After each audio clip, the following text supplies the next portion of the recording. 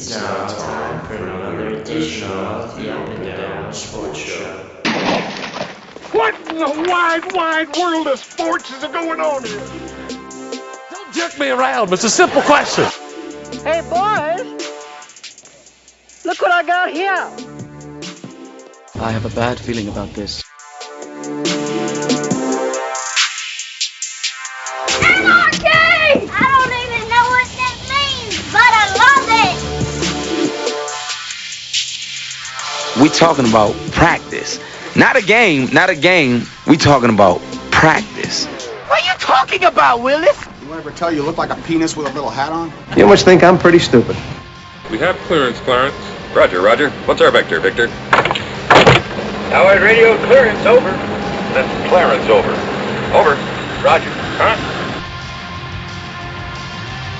I am the one who knocks.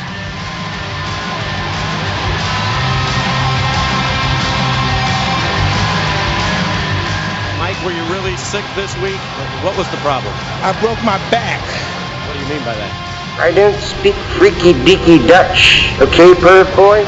Spinal. Ridiculous. It's preposterous. It's ludicrous. By God, it's impetuous. So does that mean you're going to help us? Oh, it's on.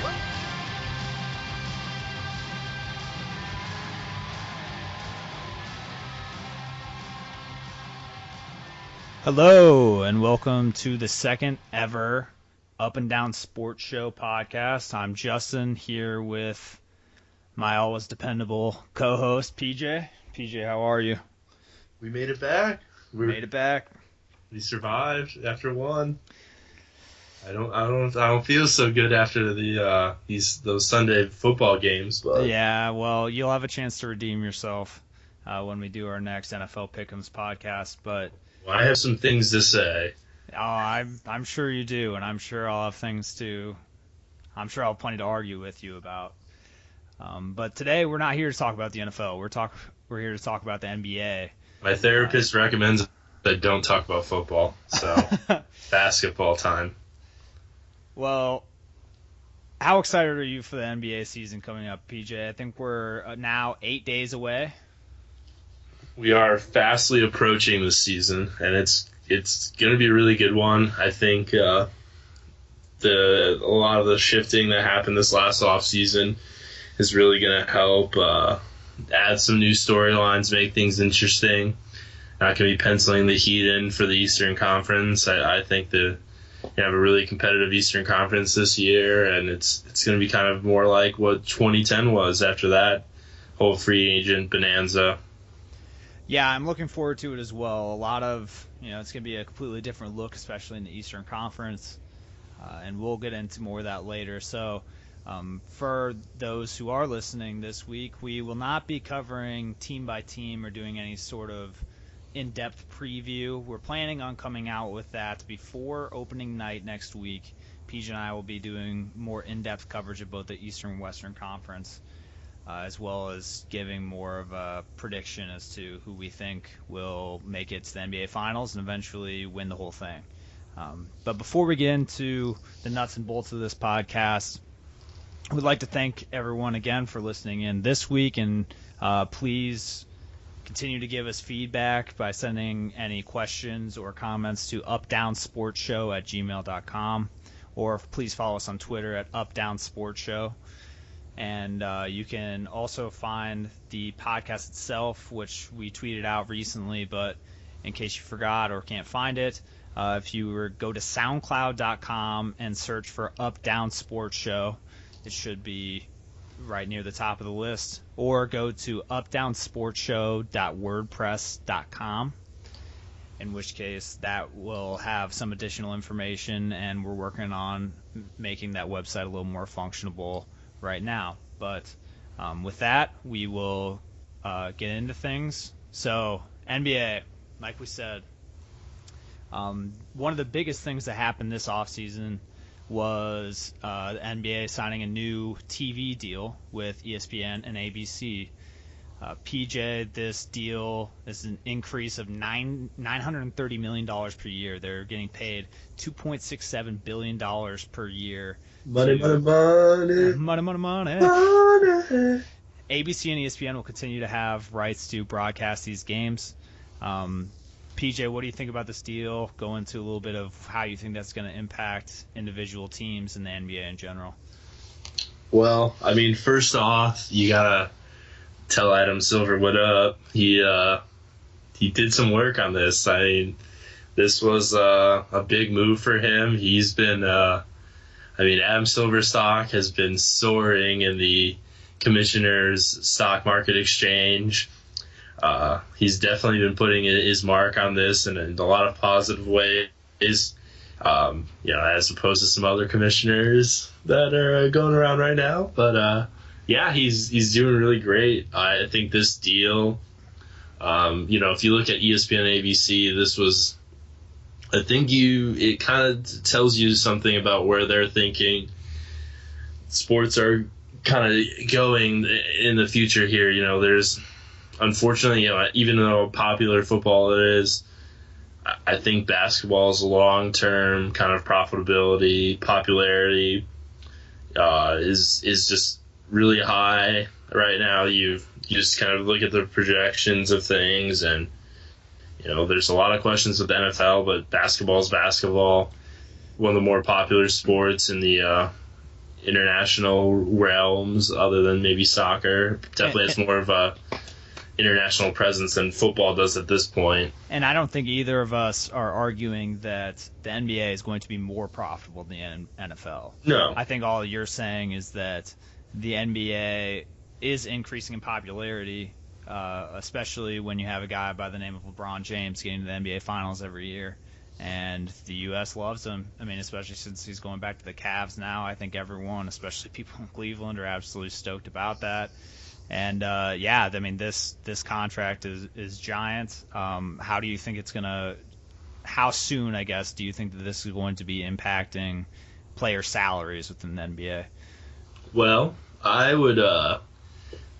Not that I'm much of or anyone really needs to be much of an expert, but a certain collective bargaining agreement could come up at around the time this TV deal kicks in. So. I expect big changes out of it. You saw in the last CPA that there was the players kind of got screwed over by the owners. The owners kind of got everything they wanted. They were claiming owners were saying they were losing money this way, that way. Well, after this TV deal, not so much. Their owners are sitting pretty good. And the players are definitely going to come back to this negotiation table and kind of be like, all right, well, now you're good. You can't say you're losing any money. And they're going to be asking for their money back. Yeah, I agree with you. I think that after this deal goes in place, which is the 2016-2017 season, I think you could see max salaries be either people like Mark Cuban are throwing out the idea of just not having some kind of max salary, just the NBA having a salary cap and there not being a fixed number that a particular player can have. Now, I'm not saying I agree with that. In fact, I think that from a team standpoint, I don't know why you'd want to sink $35-40 million in one guy if you had the option to do so. But it will be interesting to see if there is a max salary, where that max ends up being, if it's mid-20s, low 30s, it could drastically affect the way teams construct themselves, or just make it so it's just that much easier to make a big three, which has been a huge trend in the NBA over the last decade. Well, I mean, I think you do bring up two good points there, and the one is that, especially when you look at that max salary, and I actually like the idea of not having a max contract. I think you weigh in supply and demand, and I think how it's set up right now is basically, if you're the team's best player, you can basically say, I'm a max player, and there's a lot of guys out there right now. My token guy is Joe Johnson, who has a max contract, or he signed one at the time, and dude is not a max level player. And I think if you just didn't have that, it would just kind of be supply and demand. You'd be like, all right, well, LeBron obviously should be the highest paid player in the NBA. He sets his mark, and everyone else kind of falls in line after that. I think that gives teams more negotiating abilities. There's a little bit more flexibility in how much you sign each guy for, how you do it, some creativity in terms of that. And I mean, the other thing too, you have to look at, like you said, that big three. I don't really know if that's going to continue as much, and I don't really. If it does, it does. But I just think at this point to contend for a championship in the NBA, 2 pieces isn't enough. Yeah, no, I mean, and that's true. But what I hope this new CBA looks like is that, after the old CBA was done, and this new kind of really restrictive one, you saw a team like the Thunder who drafted really well. They had a team that could have been set for the next 10 years, and they had to break it up early. Argue the validity of that trade or not. I was a big fan of it. They didn't have to break it up early. James Harden still had a year in his contract, correct? Yeah, but to then, I mean, but in terms of for them to keep that team together, they would have to over the hard cap. I get what you're saying. So it'd be nice if you could kind of redo everything. If that Thunder team could have kept the team that they drafted a majority of those players together, and my hope is that going forward, if a scenario like that were to occur again, those teams are able to kind of hold on to their own pieces in that sort of a manner and be able to build a team in that way. And then there isn't this kind of ridiculous timeline of you heard just now with Kevin Love, LeBron started. It's that 2-year point with a player.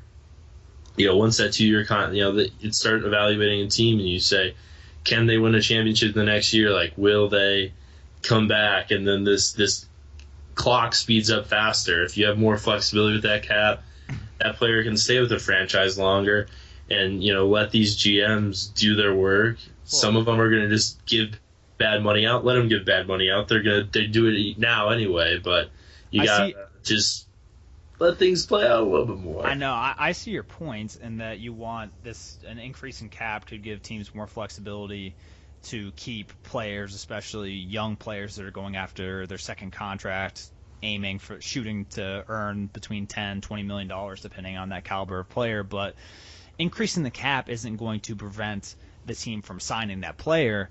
It's going to prevent that team from dipping into the luxury tax. OKC let James Harden go because they didn't want to dip in the luxury tax. They could have signed him and went over the cap. They just didn't want to do that. That's just the way that organization has always run themselves, and that's why they're highly criticized. Because if you have James Harden, Serge Ibaka, Russell Westbrook, and Kevin Durant on one team, that's all right. They would have a chance. I'll go on a limb. They would have won a championship by now. They would have at least one. I know that Kevin Durant and Russell Westbrook have had some injury problems. If they hadn't won yet, Phil Jackson would probably be coaching them by now. Yeah, I mean, that's not a lineup anyone wants to deal with. That's the best lineup in the NBA. That would have been. Oh, I mean, once you see what James Harden turned into almost instantly, which a lot of people thought he was going to, that's gonna be something we look back on 20 years from now and you're never gonna be able to explain it because it just doesn't make sense. It made very little sense at the time, but it still made sense. And I mean, I'm sure it's gonna come up a ton. It still comes up now about that trade and kind of how it was handled, and it could have been franchise changing when you look at how things have played out for OKC to this point. Right, and so we're going back to the new television deal. As much as I love talking about OKC. Oh yeah, we have plenty of time for that. This deal, it'll be interesting to see. It's going to be a year or two down the road until we really see the ripple effects of this deal, but I know PJ and I are definitely excited to see what happens with that.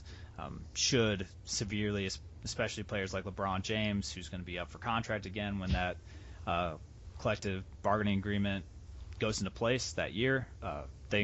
People are going to drastically, max level players are going to drastically change the way that they approach free agency, and should be fun. And there's the sponsor aspect of this deal too, which has been covered some, but there's very clear outlines of sponsors logos being on jerseys. So that's going to be a big thing now too. Yeah, how would you feel if that actually went into place? Well, I think they may put it on the shorts first, which would be the smart move, just because I think if you slap a logo right, and I think they have it worked out where the NBA logo, where it's at right now in the jersey on that left shoulder, is moving to the back, and to set up for that corporate logo to be put on there. But I think if you slap it right there right away, it's going to be right in people's face. I think you're going to see some backlash from it, and I think a lot of people are going to be turned off by it. I think if you put it on the shorts, when you do that upper shot of the player on TV, it's not going to be in your face, but when they do those wide shots, and you're still going to be able to see that logo. Now, TV execs and whatnot are going to want that logo front and center. They can charge more for advertising. But I just think it's going to be a big jolt for the American sports culture that see that logo on there right like that. Just because I think people, and when it comes to buying jerseys, I don't know if as many people are going to want to buy that jersey right away with that logo on there. If it's on the shorts, it's not as big of a deal, but you might want to just give it a year or two, put a logo on the shorts for 2 years, then you put one on the jersey, and you just kind of slowly take baby steps into getting people used to the idea. But I mean, from Adam Silver's point and just the NBA, it's kind of cool to see them be the front runners in this and put in the groundwork for something that's been talked about for a long time. I know the NBA has started talking about this preliminarily as well, but as far as the NBA goes specifically, I really hope that they don't do this. I know that they're going to. It's really inevitable that they're going to eventually start transitioning some kind of logo, whether it just be to the highest bidder, to every particular team, going on their shorts, going on their jerseys, going on the back, going on the front. I don't know, but I know that as a fan that are watching these games, I know or if you're trying to go to a game, paying a lot of money already to go to a game, you're paying for cable to watch the game, spending your time to watch the game, you get enough logos and random commercials thrown at you when you're watching a commercial break. You don't need more of this when you're watching TV. I think it just totally takes away from the integrity of the game. The NBA's been around a long time. They've never had logos on their jerseys. I just think that it's just... They want to make that fun. I know, but from a traditional standpoint, it's just not something that a fan wants to see. Would you agree? I mean, it's not going to bother me a ton. I mean, in my opinion, it's been talked about for so long. Soccer does it. No one cares there. I mean, it's just, I think it's one of those things that's just going to kind of happen. And it seems like this crazy, daunting type of change to sports, but I think like a lot of advertising, that logo is going to be on there. First 5 years they'll seem weird, but 10 years down the road, it's just going to kind of get blended in, get tuned out some.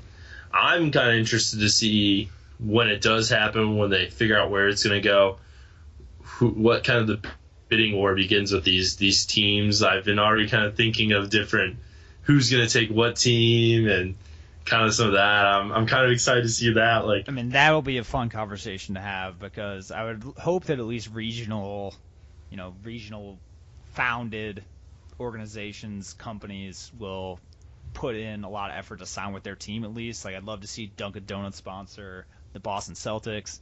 I'd love to see, I don't know, that's just an example. All right, there's one really easy one. I don't know if it's going to happen, but how does Apple not take the Knicks?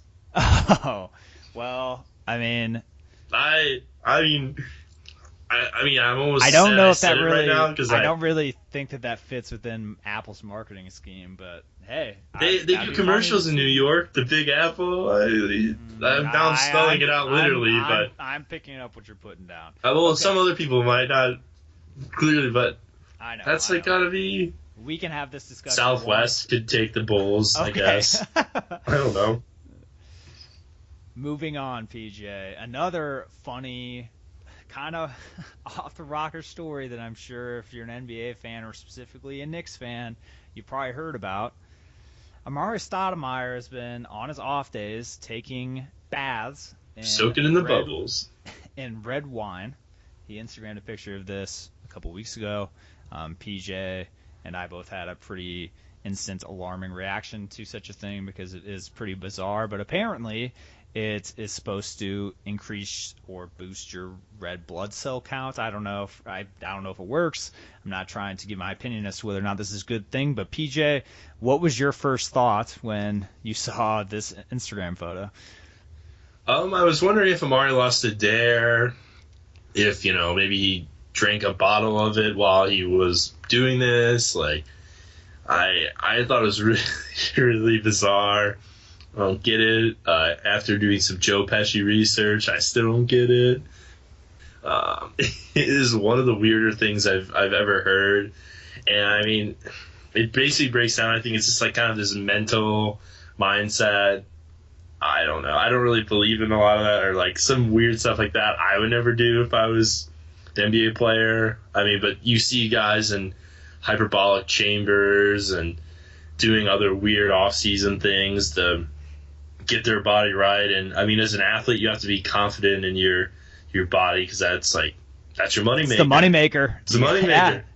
You got to invest in that thing. Yeah, I hear you. So if Amari feels better because he's taking baths in red wine, then cool. I mean, he's saying other statements that he feels like he's 19 again. So, if it works, it works. I mean, I mean, if I were maybe Amari, I would have gone to Kobe's doctor in Germany to fix the knees. But hey, I mean, I can't knock a dude for trying something to make himself feel more confident about his game and whatever. And if there's a guy that needs it, it'd be Amari, who's probably going to try to get one more big contract out of someone. Yeah, I don't think that's going to happen. I mean, I think that he'll get some money, but he's been overpaid for a couple of years now. He doesn't need that big of a contract. He's doing just fine. If he can afford red wine baths once a week, he'll be doing just fine. But this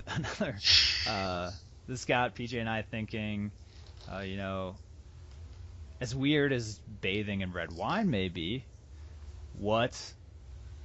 if we were to think of other professional athletes and if they were to take some kind of therapeutic bath to rejuvenate themselves, make themselves feel better, get their body ready to go for their next workout, what athlete, and depending on what athlete, what would they choose to bathe in?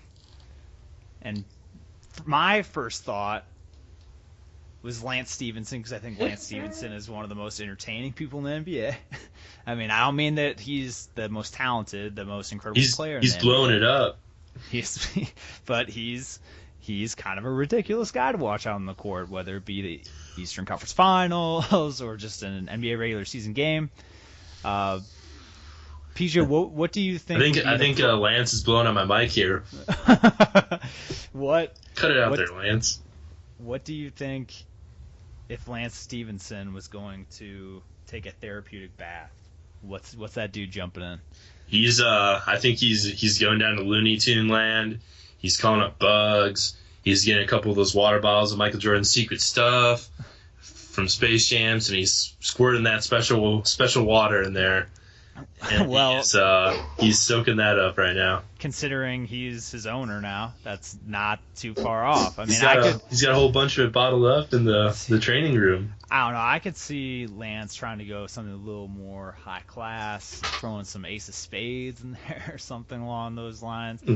He's but I could see him doing some of Michael Jordan's. That's a good shout out to Space Jam there, dude. But who I saw that JR. Is that another guy that you were thinking about? JR. I think JR is going to go with some 40 hands of some Colt 45, maybe some Four Loko, if it's during the off season. But I could see J.R. Smith on a hot summer day slipping into a nice tub of some Colt 45 or some Four Loko. Jesus, yeah. I mean, that wouldn't surprise me. I mean, J.R. Smith looks like the kind of dude that would love a nice 40 on a warm day. And then imagine a bath of it. He'd be good to go. I think he slips in that right after he's in the club with Rihanna. He slips in that, and then that's how he recovers from the night before, and he's ready to go again. And then he's ready to chuck up 23 pointers the next game. Bam, good to go. This 3-point shot brought to you by Colt 45. Another guy that this guy got me thinking about, and it's kind of, I don't know. Peyton Manning, I thought would be a pretty funny dude to go to any sort of spa and get any sort of treatment. But if he did, that dude's getting a Gatorade. There's no doubt about it. He's slathered up. I don't know what kind. Maybe orange comes to mind just because he's a Bronco, but I'm thinking that dude has the electrolytes just fusing through his skin.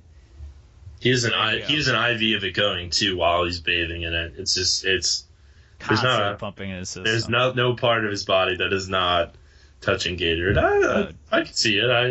I don't really know what else Peyton Manning would soak himself in, other than maybe taking a bath of all 508 touchdown passes he's thrown. Yeah, well, good luck finding a tub that's big enough to fit all those game balls inside. Jeez. Nice pool. Take a bath in a pool. All right, well, another more serious topic that's actually directly... Oh, wait, we're not going to... Like LeBron soaking his Sprite? LBJ Sprite?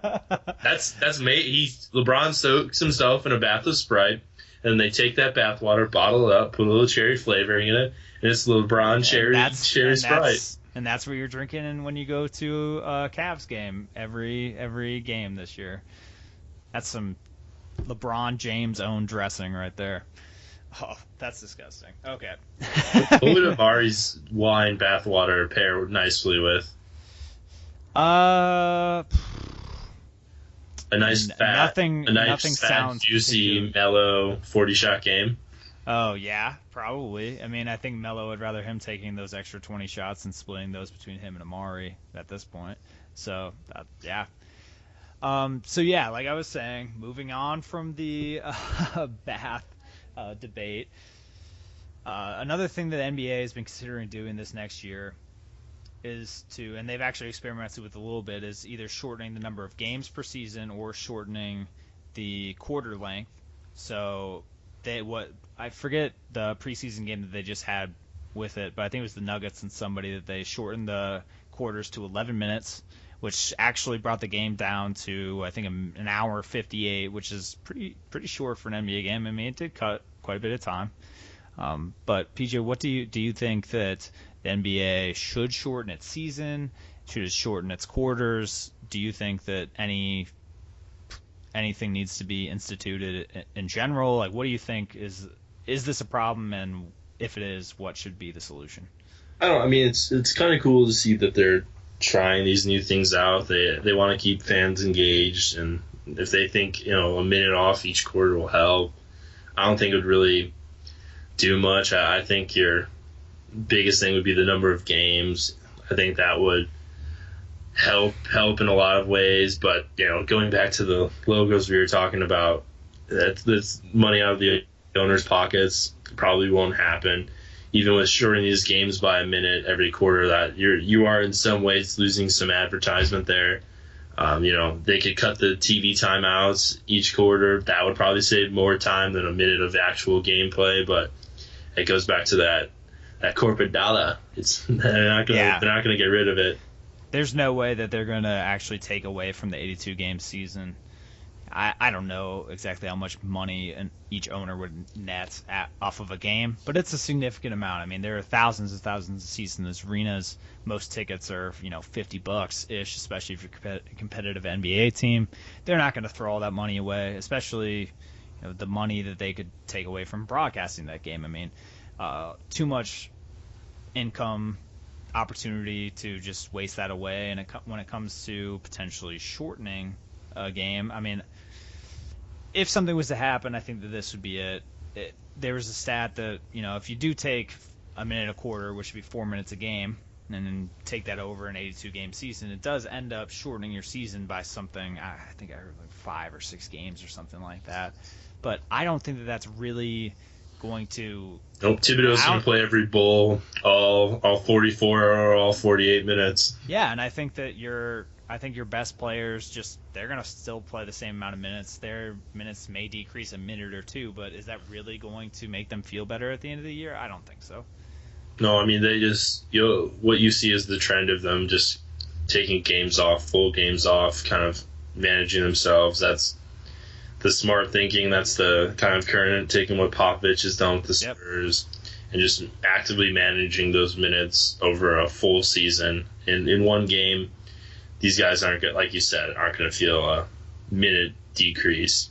And I think that adds a lot of value to a coach on an NBA team. If you shorten a season, then I think it's a lot easier for any coach on any team to just be able to throw their players out at any time. And if you're playing it over the same length, same number of days, the regular season of the NBA, but you cut down games by 10, every player that would be significant, and every player probably would feel a little bit more fresh come playoff time.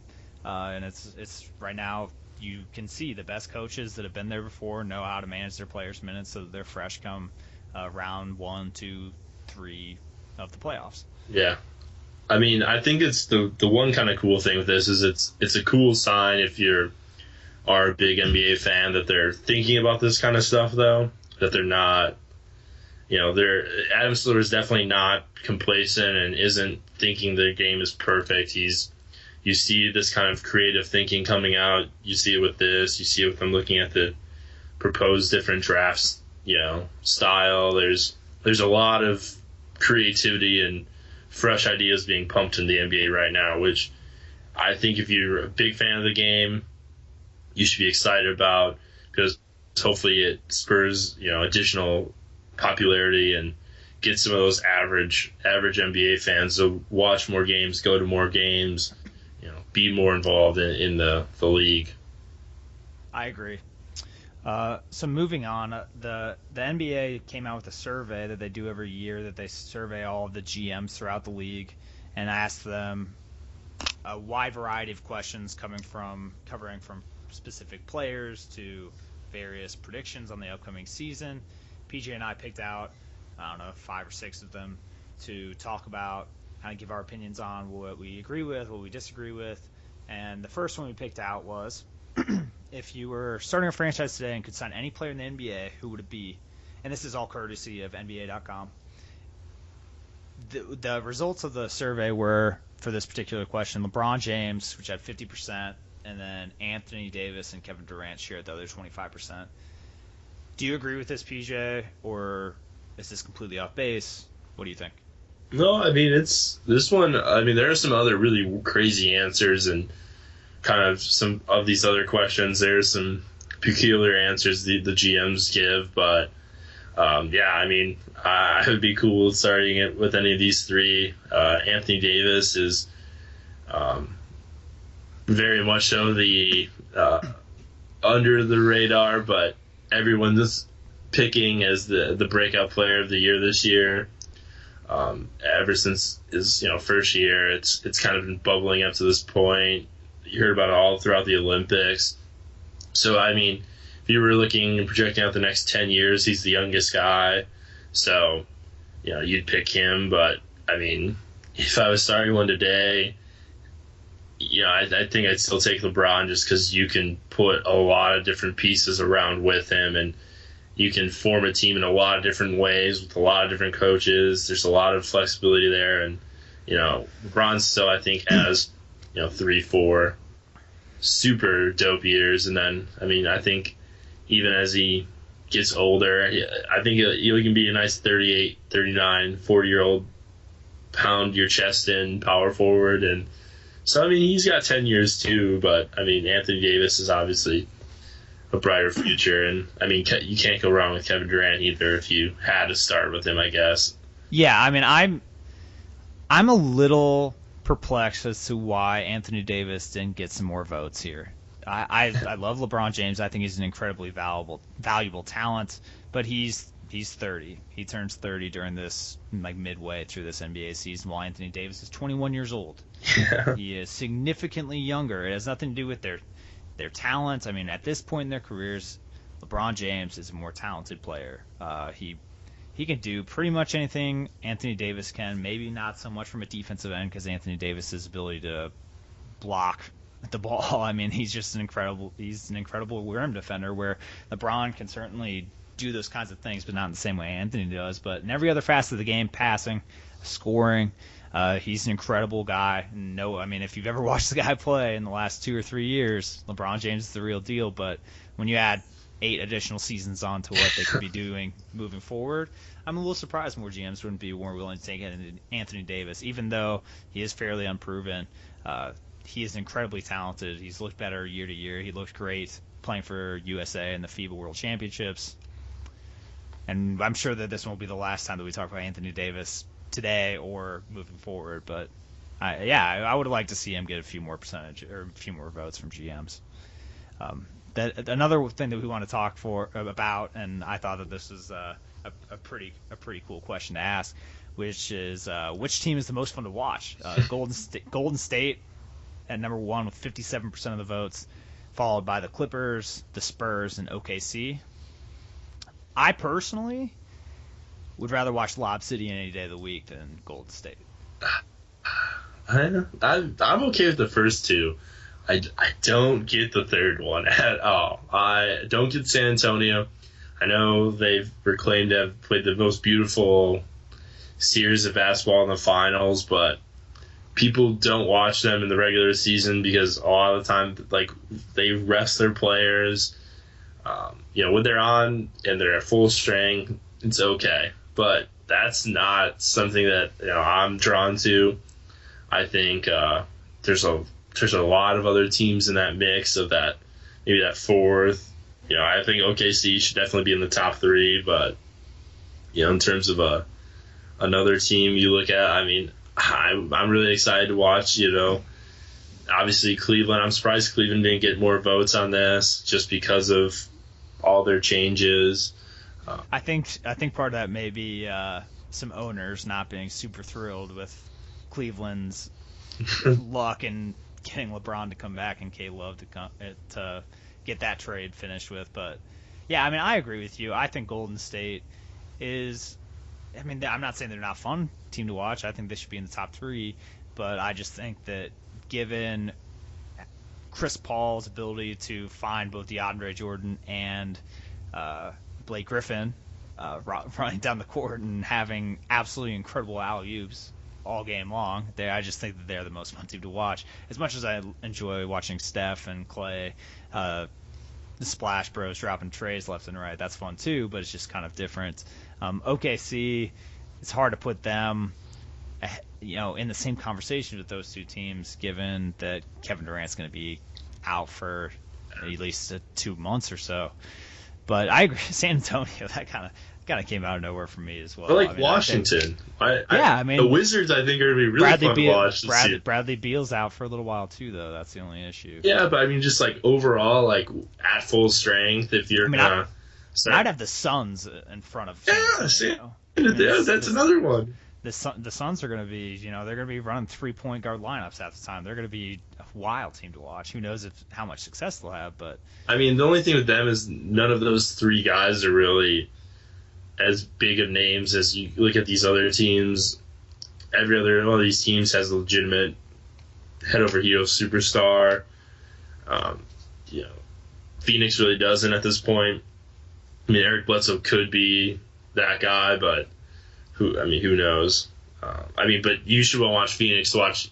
At worst case, watch Gerald Green dunk the ball a lot, and get a tremendous, load of passes from a lot of different point guards that are all, I think, very exciting in different ways. Yep, I agree with you. They're going to be a fun team to watch. I'd have them right behind LA probably. And I mean, OKC and the Wizards would certainly be in the conversation if they were healthy, but they'll be fun to watch in the second half of the season, that's for sure. Oh, yeah. The next question that we found would be a good topic to cover is which rookie was the biggest steal at where he was selected in the draft. Number 1 was Rodney Hood with 17.5%. This one was pretty evenly distributed amongst a lot of guys. So Rodney Hood at number 1, Doug McDermott number 2 with 14%, Kyle Anderson to San Antonio at 10%, number 3, and he was tied with Zach LaVine to Minnesota at 10%. And then number 5, there were a couple guys tied there. PJ, would you agree with where you had these guys? I mean, I know that you're impartial to Duke, but what do you think of Rodney Hood and what he could do for Utah? I mean, I like the Rodney Hood. I thought he was going to go top 15, in terms of just what he can do, just some of his versatility as a wing player. I thought Dougie. I think the more of the steal with Doug McDermott is that the Bulls were able to trade and get him at that spot than where he was actually picked. I think him in and of itself was around where he probably should have gone. I just think the team that he ended up eventually being on was more of the steal and was, I think, a very good move. But Kyle Anderson would be my pick. I think Kyle Anderson is a super talented guard. He's being 6'9", he was the point guard on UCLA last year. Been a fan of him, both years he was at UCLA. I think he's got a lot of versatility. They're comparing him as being this next Boris Diaw type, I guess, but he's not fat. So I think it's pretty early to. Yeah, but he's not fat. I don't think his game Boris is. Diaw wasn't for a while, so he could still do it. I mean, he's perfectly capable.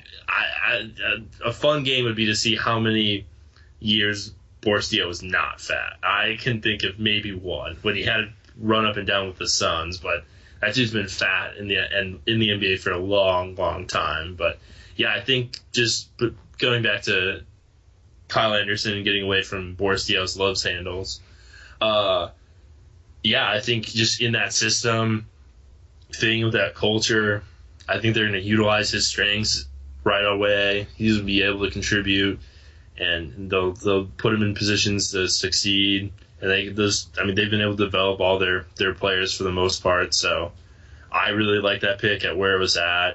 I was kind of surprised there wasn't another GM that maybe tried to take him earlier just because of where that value was at with him and just some of his natural ability and his potential.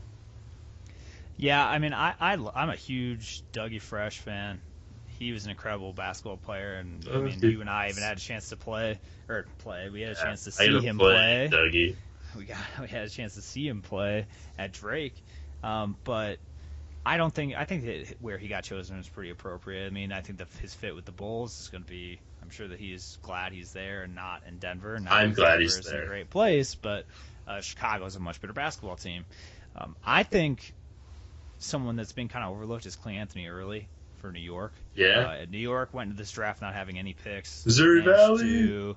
Managed to dish some guys and get a pick or two. Took Clay Anthony early in the second round, which if you ever got a chance to watch this guy at Wichita State, he's a talented scorer, and I think that he's going to really help the Knicks when, especially after, I guess they have Jose Calderon, and with hoping that Carmelo can keep doing his thing, and then Amare comes back and can kind of have a resurgence this year after having a couple down years. But he's going to be a guy for the Knicks that I think they could look to score the basketball, especially when he gets a little more comfortable with playing at the NBA level. But he's an incredible talent.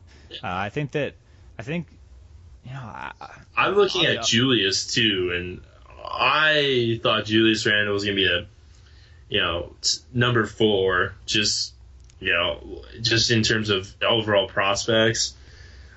That guy is a badass. He is something, and I think the Lakers. He's a pit bull. The Lakers really got lucky that he got to them. I mean, I don't know how much he's going to contribute offensively right away, but just in terms of athletic ability, he has a basketball player's body. I mean, he's a talented guy. And I mean, the thing is, a lot of people knocked him for not being able to play, on the wing and whatnot, but that was just because he just physically dominated everyone he played against at Kentucky. That Calipari didn't let him use the ball that much. I mean, his handling ability is not that bad. I just think they kept him down there because it was their best way to win a game, and no one could stop him because he was that much more physically gifted than any other player he played against. See, I think he was definitely dominated people in Kentucky, but he played on the block, just to reiterate some things that you said. But unless he can prove at the NBA level that he can space the floor a little bit and hit a 15-footer and have that kind of facet to his game, I think he is going to struggle because he's kind of a one-trick pony otherwise. I mean, he's just going to take it at the block and he's going to do this or that, and he's not going to be able to overpower dudes on the block like he did in college. And so, I hope that he really turns out for them. I mean, as good as Carlos Boozer is, they're going to need another guy to bang down there, especially Julius can bang. I mean, he's a big guy. I mean, I'm not the first person to make this comparison, but he's like the center from he's like Zach Randolph from Memphis. I mean, he's an undersized Zach Randolph. Yeah, but I mean, I think he could honestly, I do think he could, best case scenario, be a poor man's LeBron in the sense of that gifted body. If he is able to develop some moves and get his own shot more, there's like a baby LeBron-esque stuff I've seen from him, at least when he was at Kentucky, of just some of the things he could do in the open court. I mean, I think people are going to underestimate some of his abilities, and you can't teach physical beast. You can teach a jump shot, you can work on your dribbling, but just the physical talent he has and just that badass mindset, those things you cannot teach to anyone. Yeah, I love his mentality. He's a competitor. He played really well in the tournament as well. Not so much in the national championship game, but he was the best player for Kentucky, and they almost won the national championship. So,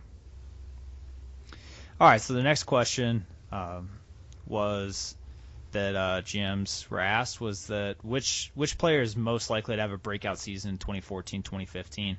Last year, Anthony Davis led this at 27.6%, and this year he's leading it again at 29.6%, followed by Bradley Beal, Andre Drummond, Klay Thompson, and then Kenneth Faried. I mean, first glance, PJ, I know that Anthony Davis is kind of a glaring guy. I mean, I agree that he should be at the top of the list, but how many years is it going to be that he's going to be at the top of the list, and when is he actually going to break out and emerge as a top 10 NBA player? Well, the thing I think this is an interesting question, but I don't know if any of the GMs actually understood this question, because you look at this, Blake Griffin's on this, also received votes for this. Kawhi Leonard, who's the Finals MVP, received votes on this list. So I think there were some confused GMs when they were filling this out. Did they just didn't watch the playoffs or keep track of the MVP voting? Apparently. Yeah, I mean, I think when you're winning Finals MVPs, you're finishing. Did Blake finish second in MVP? I mean, yeah, I believe I third. I mean, three. Okay, but KD, LeBron, and then him. Yeah. Okay. That's that. Yeah. When you've reached that stature, I think you've made it. I think you've broken out enough. Now, will this be his best season? Yeah, you could say that.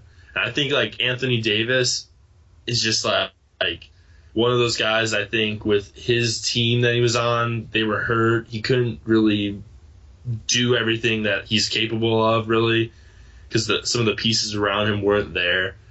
Honestly, this is probably the last year he's on this list, because based on everyone's underground but very, public, very popular pick as the most underground star to come up, I think, this is his year.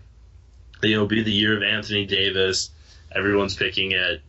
But some of these other guys are interesting. I think to, look at an Andre Drummond, who, if you're Detroit, you'd really like to see blossom, just because it gives them flexibility to move Greg Monroe, and those two guys haven't proven that they can play well together.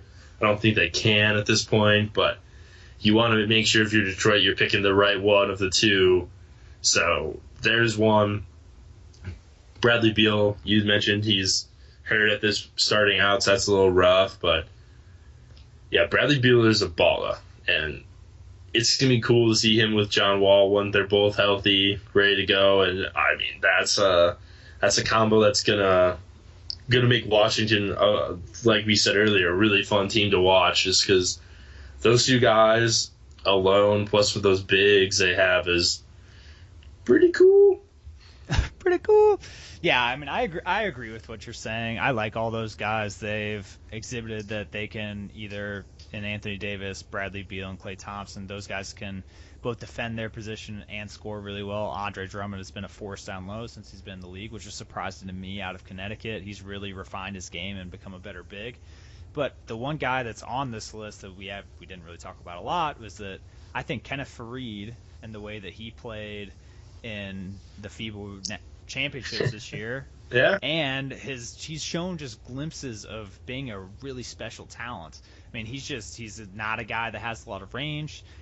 He doesn't even really have a lot of go-to scoring moves. The dude just runs up and down the floor, grabs rebounds, tons of putbacks. He's just a solid. He's basically like Joakim Noah. Guy. I mean, he's a shorter version of, in a lot of ways, of a lot of the things that like Joakim Noah is heralded for in terms of hustle, ability to rebound, kind of that spark in any lineup he's in. But yeah, I mean, the guy got paid this. He got a new contract, so Denver's gonna want to see that contract start to pay off dividends, and he's not the worst person to give that kind of money to, just because he is that natural spark plug type of attributes, and is just going to constantly be working. You're not going to have to worry about his effort or question his effort at all when he's on the court. So yeah, but I think in this kind of range of a breakout season, if he all of a sudden went and was having a 2010 season, and was just dropping 20 points a night and getting his 10 to 12 rebounds, then you're, oh wow, like now he's in that Blake Griffin type of, holy crap, this dude's scary, and then Denver's team completely changes with that. So in that aspect, he's worthy to be on this list. Yeah, he needs to add some dimension to his game so that maybe he can hit a 10 or 15 footer. I think that would do him a lot of favors. But on the other hand, he's a really good offensive rebounder, and so they probably want him on the block as much as possible. The last question that we were going to cover is that what was the most underrated player acquisition this offseason? And GMs voted that Tyson Chandler was number one at 17.9%, Omer Ashik at 14.3%, tied with Spencer Hawes, Pau Gasol at 7.1%, tied with Paul Pierce to Chicago and Washington, respectively. PJ, do you think Tyson Chandler is going to make some noise in Dallas, or do you think one of these other players is more valuable?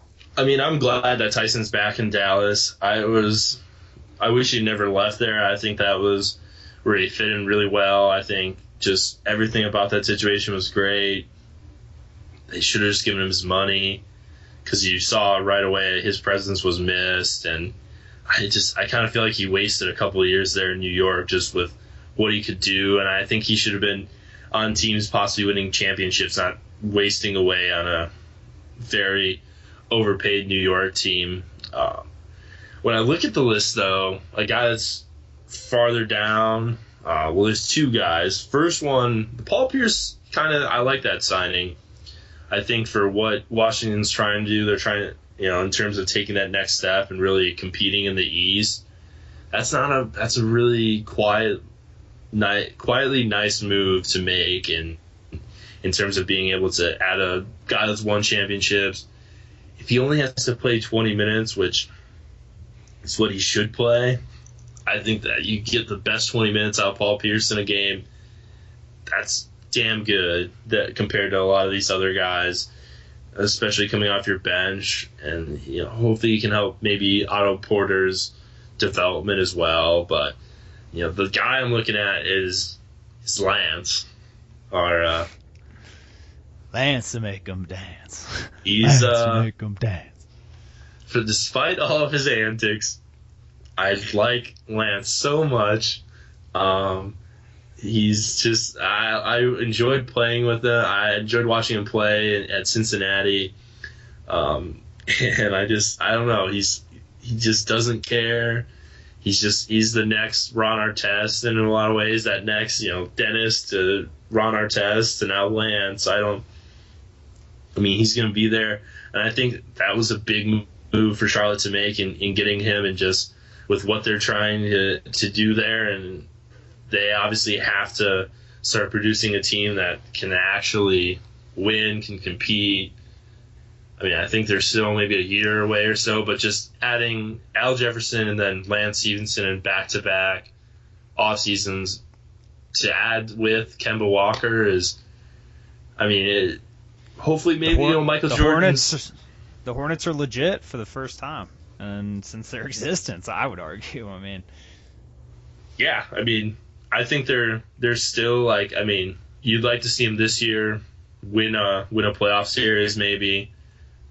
I don't know where they're going to fall in this East spectrum, because they could fall anywhere between 3 and 7, really. If you look at some of these other wild card teams in the East that, I think there's maybe 2 there. You could argue there's 3 legitimate teams in the Bulls, Cavs, and Wizards, I think, and then where the rest of that shakes out. And even those top 3 teams, that could move around some too. You don't really. That's what we were trying not to get too into some of this season stuff, but just in even talking about this, you can see just how many different moving pieces are really in this season, and just a lot of different possibilities, and a lot of change happened, and you just see a lot of potential with some of these teams that could either make things go really well and make the NBA season even more exciting, or in a couple of months from here we're saying what's wrong with a team like Charlotte or a team like Washington or Toronto, some of those type of teams. Yeah, and this is kind of go back to what you were saying about Lance. I love the guy.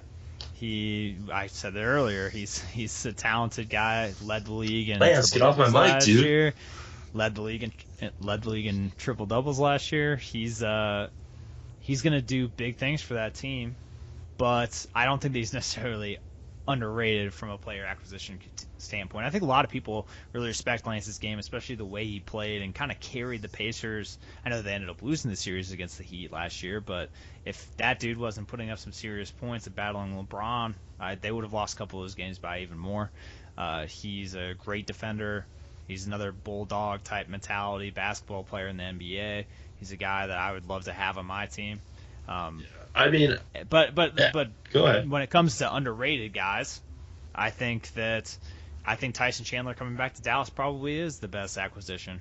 I think that Dallas made a lot of moves this offseason, especially getting Chandler Parsons. I know they lost Vince Carter, but I think keeping Dirk, bringing back Tyson Chandler really adds some defense to their team.